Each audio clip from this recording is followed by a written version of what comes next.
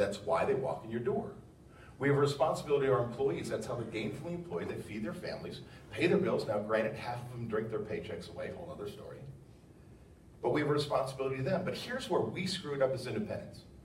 We have a responsibility to you, your family, and any investors you may have. And I'm here to say you come first, not last, my social working friends.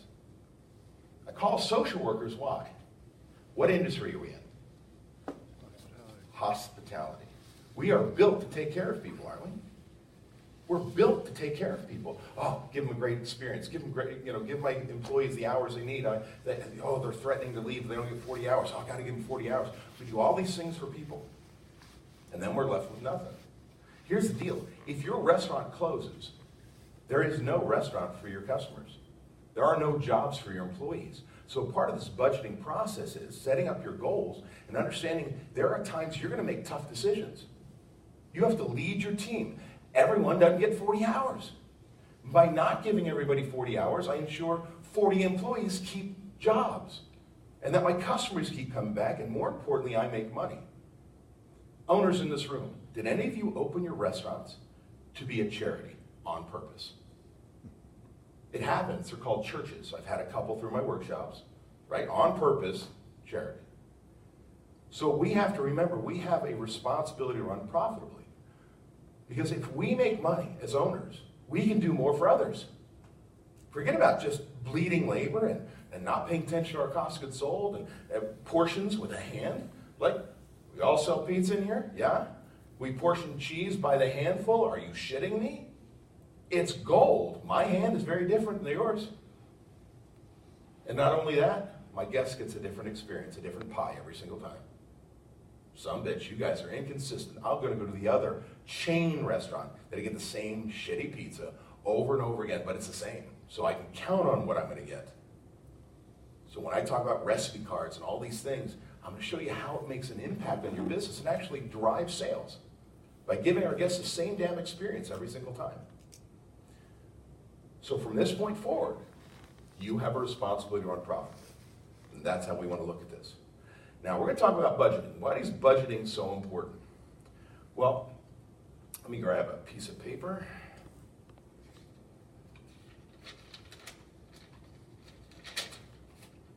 Let's say this is your P&L, profit and loss statement. When do you get your P&L? 15 days in the next period? 20, 30, 60, 90, right?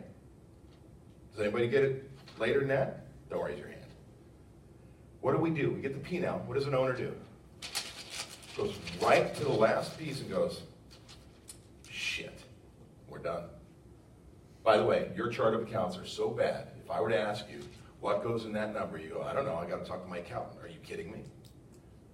So it's a worthless piece of paper. All it does is pays taxes. But we look at it and we say, shit. What does a P&L represent? What does a profit and loss statement represent? Say it again. Point in time. Point in time when? Point in time when they printed it. Okay. Trying to be a little more specific. Represents what? The past. Can anybody here change the past? Anybody that good? You can change the past? So what is it useful for? It's some numbers we need, but I can't change the past. And so all of a sudden, if I get my P&L 15 days in the next period, many of you 30, 60, 90 days, I can't get my bookkeeper to give me my numbers, whatever the hell that means. But even if it's just 15 days, and I go, chef, why is your food cost high? I don't know. First thing out of your manager's mouth, I don't know. Those aren't my numbers.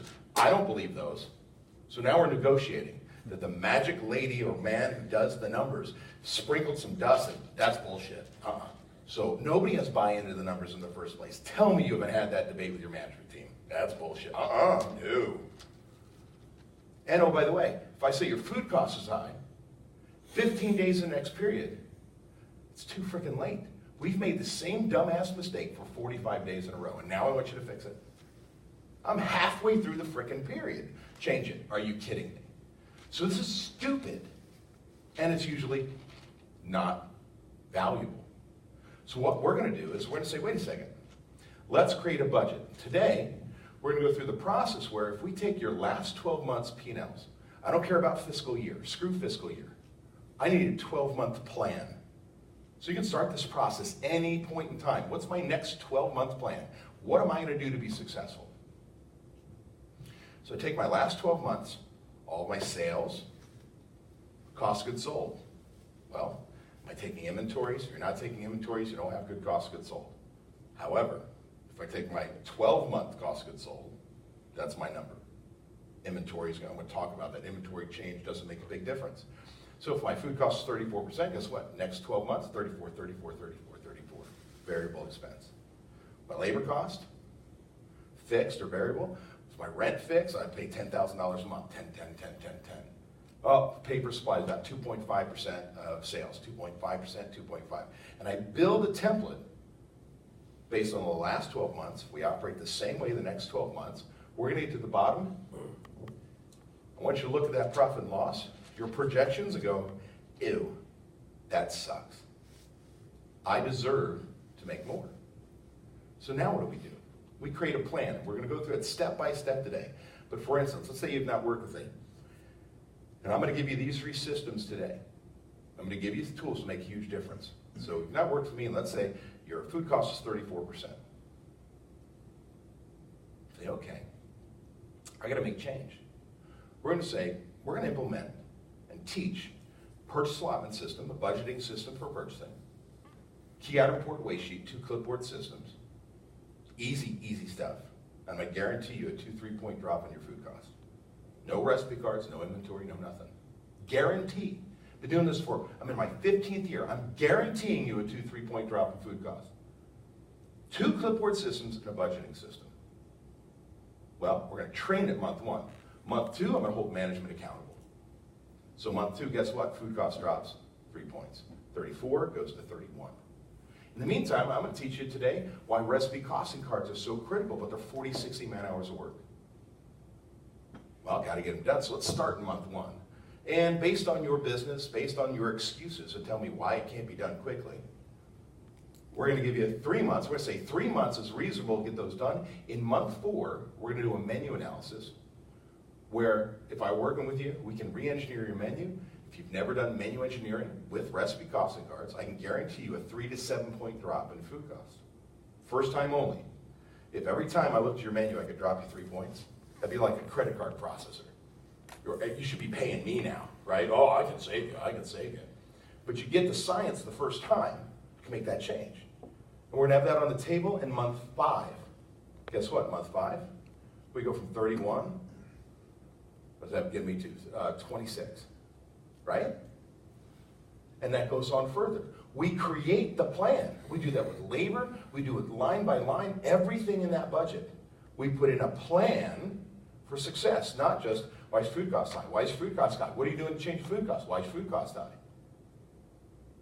So we put in a plan. Now, what really is great about a budget, this is the magic. I give my managers their targets, my targets for my restaurant, not a national average. I take my budget, put it next to my P&L for the same period. I see where I hit, where I missed. If we missed the numbers I expected to get, I go look at my management team and say, you've been using the systems I put in place? If you're not using the systems, I'm going to re-implement those systems, retrain those systems, hold my managers accountable to those systems. What if they were actually using the systems? We still didn't hit our number. What new systems do I put in place to change my reality? And here's the biggest difference of what budgeting is about.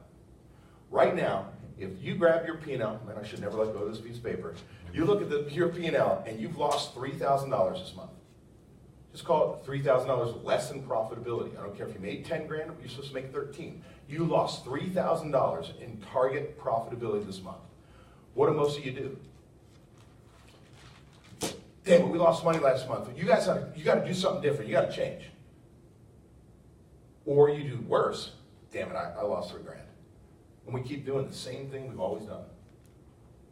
Now I want you to look and say, I lost $3,000.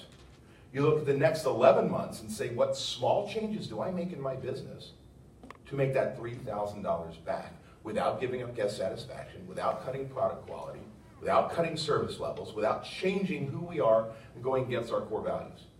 I'm gonna make that damn $3 grand up. Not accept that we just screwed the pooch and I lost $3 grand. Because guess what you do? You had a budget, owners, you had a budget once. When did you have a budget? When you went to the bank and asked for money. Doesn't this look like a good idea? And when did you ever go back to it? Oh, a year later, you thought that business plan off, dusted it off, and you went, oh shit, we didn't do any of that. That's not a budget. A budget is a living, breathing thing. We're going to go back to it every single period. And we're going to change it and change it and change it because sales change, costs change. Right? If I was in New York City and all of a sudden my labor goes to $15 minimum wage, on that day my budget's wrong. I have to create a whole new strategy. What am I going to do to be successful? Not just an industry average. Does that make sense? Industry standards are bullshit.